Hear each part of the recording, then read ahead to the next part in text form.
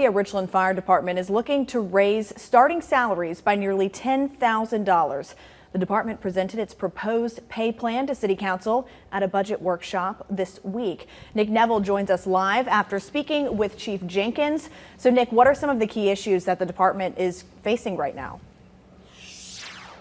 Yes, Cynthia. So Chief Jenkins says that one of the key issues is that pay for Columbia's firefighters is significantly lower than some neighboring cities and towns. And he says it's been difficult to recruit them because they're oftentimes pulling from the same talent pool, which makes this ask that much more pressing.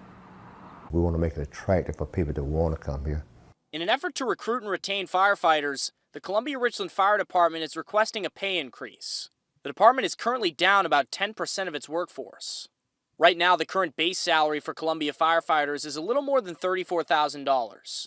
They're seeking to raise that to $43,800 to keep pace with other local departments. I talk to my colleagues all the time, fire chiefs around the state, and we're all facing the same problem, as far as trying to get people in the door. Columbia's pay is lower than other cities and counties that respond to fewer calls. For example, the base salary for a Charleston firefighter is more than $43,000. They respond to about 19,000 calls annually. Lexington County's base salary is higher than the capital cities too, with almost half the call volume. I think one thing uniquely about us is that we do run a lot. We do run quite a bit of calls.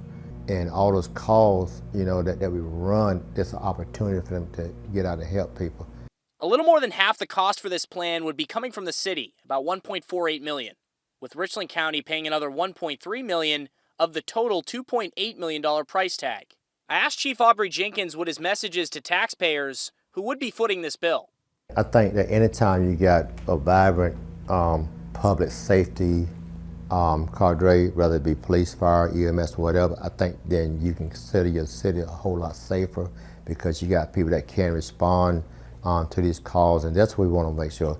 Our first and foremost thing is to make sure we provide the best coverage for our citizens out there.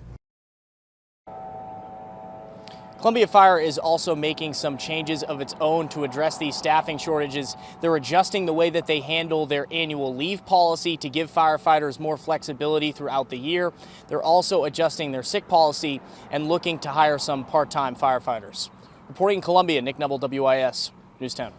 All right, Nick, thank you so much. The next step in this process is for City Council to vote on the proposed pay plan. A first reading could come as early as next week.